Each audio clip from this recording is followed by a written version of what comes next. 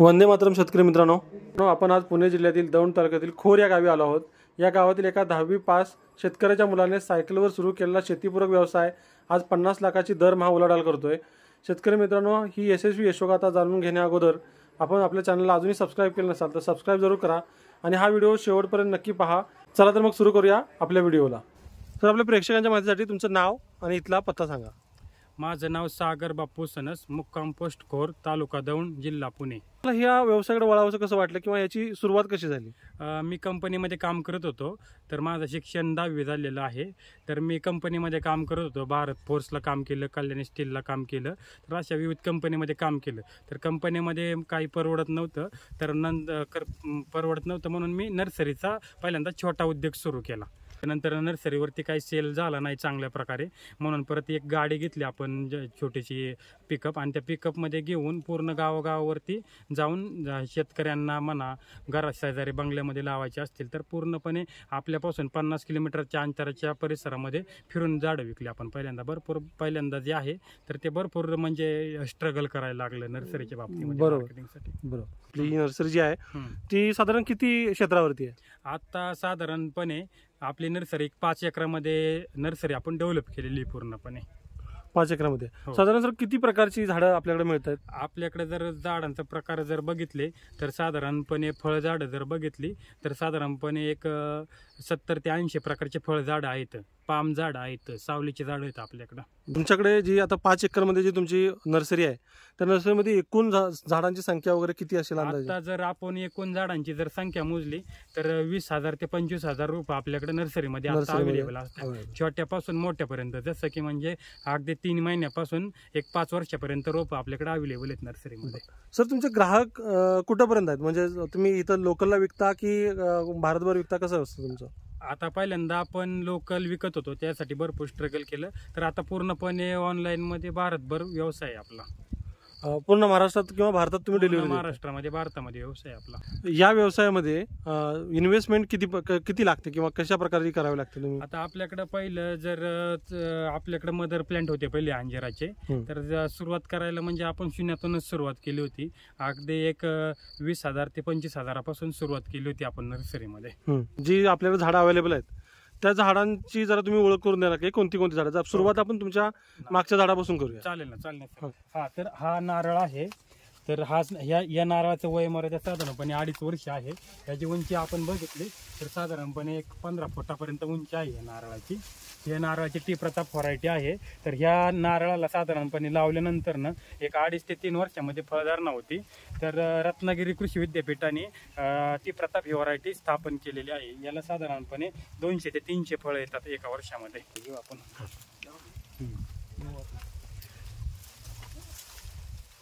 हा केशर आंबा आहे, तर आता आंब्याला मोहर येण्यासाठी सुरुवात झालेली आहे। तर हे बघते आपण साधारणपणे उंची जर बघितली तर 10 ते 12 फुटापर्यंत उंची आहे। स्टंप एकदम जाड आहे झाडांचा आणि चांगल्या प्रकारे याला उत्पादन येतं। हे पुना रेड अंजिराचं झाड आहे, जे आपण याला पुरंदर म्हणून ओळखलं जातं, पुना रेड म्हणून ओळखलं जातं। तर ह्या अंजिराची व्हरायटी आहे आपल्याकडं। तर ह्या झाडाचं वय मर्यादा साधारणपणे 1.5 वर्षाचं आहे। तर हे झाडाला पूर्णपणे खालीपासून वरपर्यंत अंजीर आलेले आहेत। हे जे अंजिराचं झाड आहे तर हे आपण टेरेस गार्डन म्हणून बी यूज करू शकतो। टेरेस गार्डनवरती, गार्डनमध्ये पण ठेवू शकतो आणि शेतामध्ये पण लावू शकतो।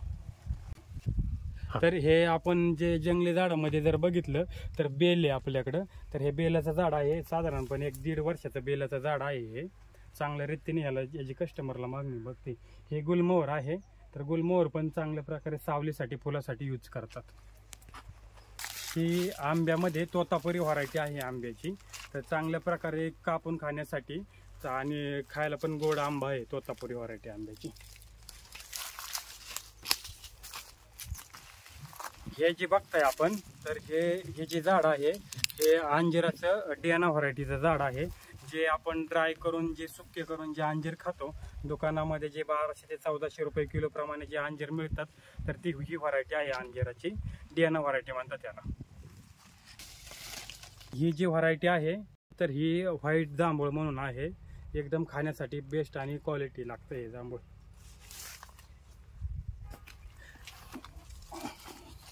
आता हे बघतोय आपण, हे पुरंदर सिलेक्शनचं सीताफळ आहे. तर हे ग्राफ्ट केलेलं आहे. तर अगदी एक साधारणपणे 1-1.5 फुटाचा प्लॅन्ट आहे हा. तर ह्याला पूर्णपणे सीताफळ वगैरे लागतात आपल्याकडं. एकदम क्वालिटी वगैरे छान आहे सीताफळांची. हा मोरावळा आहे. मोरावळा आपण नाही का जो बाजारामध्ये घेऊन भरपूर आजारांवरती किंवा याच्यावरती चालतो, ही मोर व्हरायटी आहे आवळ्याची. हे जे चिंच बघताय तर हे चिंचची 263 व्हरायटी आहे. एकदम खाण्यासाठी आणि उत्पादनासाठी चांगले आहे. ग्राफ्टेड चिंच आहे ही, जे आता मार्केटमध्ये चांगल्या प्रकारे चालू आहे. हे बघताय आपण न्यू शेलार मोसंबी आहे. पूर्ण फळाला फळं लागलेले आहेत झाडाला. न्यू शेलार. हा गणेश भगवा डाळिंब आहे. तर एकदम चांगल्या क्वालिटीची चांगल्या रत्तीची रोप आपल्याकडे अवेलेबल आहे. तर गणेश भगवा डाळिंब.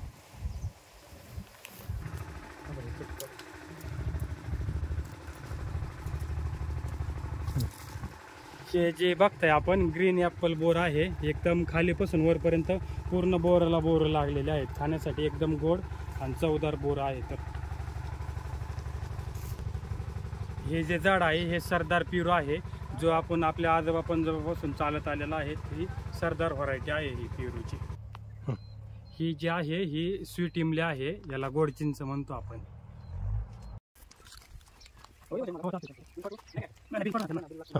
हे जर बघितलं तर हे 12 लिंबू आहे. हे जे झाड आहे हे 1 वर्षाचं आहे. पण ह्याला पाहतोय आपण खालून पासून वरपर्यंत खाली फुलं वगैरे लागलेली आहेत आणि लिंब पण लागलेले आहेत. एकदम 1 फुटाचं झाड आहे, पण लिंब 12 महिने ह्याला लिंब राहतात. स्मॉल साईज आहे ह्याची. हे पण बघतोय आपण, ह्याला पूर्ण लिंबाला लिंब लागलेले आहेत एकदम बिग साईज मध्ये. हे जे पाहतोय आपण तर ही जी आहे ही ॲपल जामची व्हरायटी आहे, जी आपण रेड आणि येल्लो जो म्हणतो, तर हा ॲपल जाम आहे. हा जो पाहतोय आपण हा कालापत्ती व्हरायटीचा चिक्कू आहे. याला चांगल्या प्रकारे चिक्कू लागतात, खाण्यासाठी स्वीट आहे.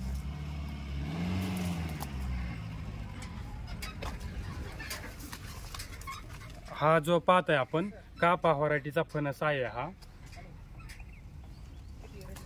या साईडला जर बघितलं आपण तर जी आत्ता नवीन मार्केटमध्ये आलेली आहे तर ही रेड केळी आहे, जी आपण विलायची केळी म्हणतो. एकदम स्वीट केळी लागतात गावरांमध्ये. तर ही नवीन व्हरायटी आता आपण अवेलेबल केली. म्हणजे याचा कलर रेड मध्ये येतो केळांचा. हा याला केळीचा जो फळ लागतो तो पण लाल कलर असतो. याची स्किन पण लाल कलरची आहे.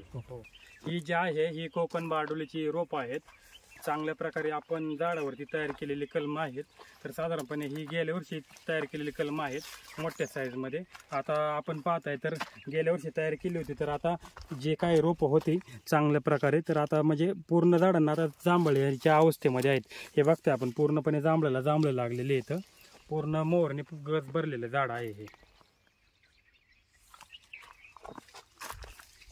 हे जे आहेत तर साधारणपणे आत्ता नवीन तयार केलेले रोपं येतं. तर 1 ते 1.5 महिन्यामध्ये हे पूर्णपणे प्लांटेशनसाठी येतील रोपं. जे आपण जे अंजिराची जी रोपं घेतो तर ते 5 वर्षाच्या पुढची रोपं घेतो. म्हणजे जे काही मदर प्लांट आहेत आपले, तर ती जी कटिंग घेतो आपण ही 5 वर्षाच्या पुढची घेतो. तर त्यांनी काय होतं की चांगल्या रीतीने माल लागतो झाडाला आणि जे झाड आहे ते झाड बी तंदुरुस्त राहतं. आता जे आपण 5 वर्षापूर्वीची जी कटिंग घेतलेली तर त्याचं कारण असं हे बघतोय आपण एकदम झाड पण छोटं आहे, पण ह्याला फळं लागलेली आहेत. तर हेच आपण क्वालिटी आपल्याकडे हीच आहे की पूर्णपणे 5 वर्षाच्या नंतरच्या झाडाची आपण कटिंग तयार करतो. त्याच्यामुळे एकदम उत्कृष्ट क्वालिटी आपण शेतकऱ्यांना देतो. तर हे साधारणपणे 1 ते 1.5 महिन्यामध्ये हा लॉट येतोय आपला प्लांटेशनसाठी. सर आता आपण तुमची पूर्ण नर्सरी बघितली, तुमच्याकडच्या व्हरायटी बघितल्या, सर्व बघितल्या. मला जरा सांगा याच्यातली येणारी चॅलेंजेस काय काय, तुम्हाला काय वाटतात, यात काय चॅलेंजेस आहेत? तर नर्सरी व्यवसायामध्ये प्रथम पाहितलं तर पाण्याचा भरपूर सामना करायला लागतो. कारण की आता यावर्षी पाऊस पडलेला नाहीये, त्याच्यामुळे पाण्याच्या भरपूर समस्या वाटतात. बरोबर. काही कस्टमर ॲडव्हान्स देऊन जातात की आम्हाला 200 रोपं राहू द्यात आणि 15 दिवसानंतर आमचे लोडिंग असेल, तर ते घरी चर्चा केल्यानंतर काही ऑर्डर कॅन्सल पण होतात. तर त्याच्यामुळे ते म्हणजे थोडंसं आम्हाला त्याला सामोरं जावं लागतं त्यांना, कस्टमरला थोडंसं. बरोबर. सर तर जर समजा काही नवीन शेतकरी आमचे वाटत असेल ज्यांना की तुमच्याकडून खरेदी करायची आहे, त्या शेतकऱ्यांसाठी तुम्ही काय सांगाल? आता नवीन शेतकऱ्यांसाठी आम्ही सांगू इच्छितो, कारण की आता आपण शेतमालाला जर बघितला तर टोमॅटोला बघितलं तर वर्षातून एक 15 दिवस बाजार येतो. कोथिंबीर, मेथी असेल, तुमचे गवार असेल, तुमचं बाकी ऑदर तरकारी असेल, तर याला बाजारात कमी प्रमाणामध्ये भेटतो आणि त्यातला खर्च पण काही पिकांमध्ये खर्च पण रिफंड होत नाही आहे. तर शेतकऱ्यांना मी हेच सांगू इच्छितो की तुम्ही फळबागा वळा. जसं की तुम्ही कोकण बारडोलीची बाग असेल तर जांभळ लावा, पुन्हा रेडचा असेल तर अंजीर लावा, कालापत्ती चिक्कू लावा, सीताफळामध्ये तुम्ही विचारलं तर बाळानगर सीताफळ लावा, गोल्डन सीताफळ लावा. अशा काही फळबागांक वळणं गरजेचं आहे शेतकऱ्यांनी. आता नवीन जर आपण बघितलं तर ड्रॅगन पण मार्केटमध्ये चांगलं चाललेलं आहे. तर ड्रॅगनची एक बाग लावणं गरजेचं आहे शेतकऱ्यांनी. आवाकडो मार्केटमध्ये नवीन डिमांड आहे, मार्केटमध्ये ग्राहकांची चांगल्या प्रकारे मागणी आहे. त्याच्याकडे जरी वळलं तरी पण छान आहे ते. व्हाईट जांभळ पण चांगलं आहे, ब्लॅक जांभळ चांगलं आहे. आणि हे जे बघताय आपण, मी जे आत्ता तुम्हाला नावं घेतली, तर शेतकऱ्यांना लाखांमध्ये उत्पादन कमवून देणारे म्हणजे शेतकऱ्यांना श्रीमंत होण्याची पिकं आहेत हे. सर समजा जर कोणाला नर्सरी सुरू करायची असेल तर, किंवा ज्यांना कोणाला आमचे शेतकरी जे हा बघतात व्हिडिओ, त्यांना आपला व्यवसाय सुरू करायचा असेल तर त्या शेतकऱ्यांसाठी तुम्ही काय मेसेज द्याल?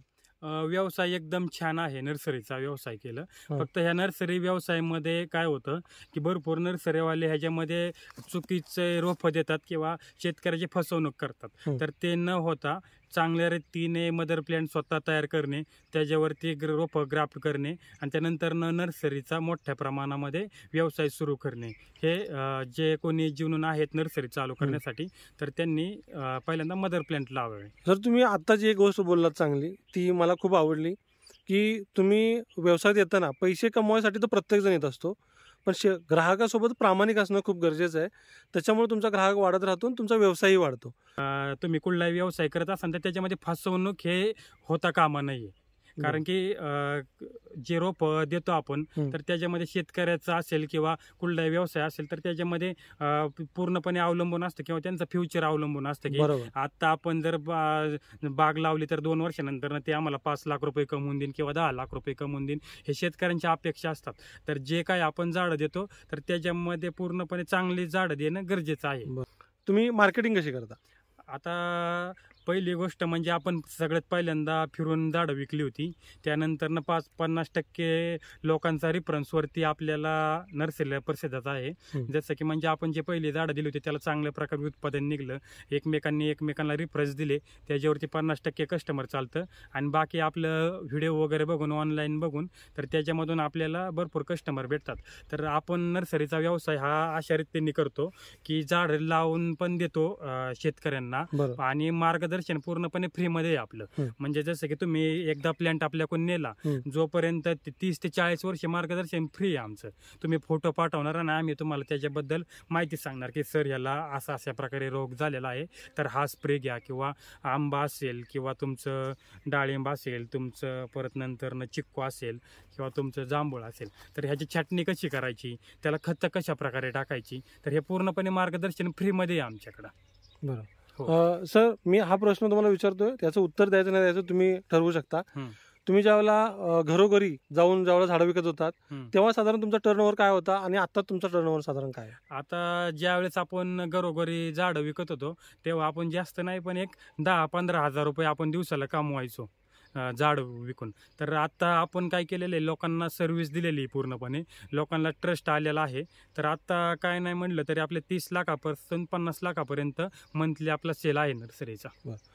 सर, तुमच्यासारखे शेतकरी आणि तुमच्यासारखे व्यावसायिक होणं खूप गरजेचं आहे, कारण मी आल्यापासून बघतोय तुमच्या बोलण्यामध्ये खरेपण आहे आणि तुम्ही कुठेही तो एखादा खोटं सांगून शेतकऱ्याला फसवायचं किंवा ग्राहकाला फसवायचं हा तुमचा पहिल्यापासूनच उद्देश नसल्यामुळं तुमचा हा व्यवसाय असाच वाढत जाऊ आणि तुम्हाला तुमची सगळी स्वप्न पूर्ण करायला ताकद देऊ आई भवानी. इथं थांबूया. जय हिंद, जय महाराष्ट्र. Thank you sir.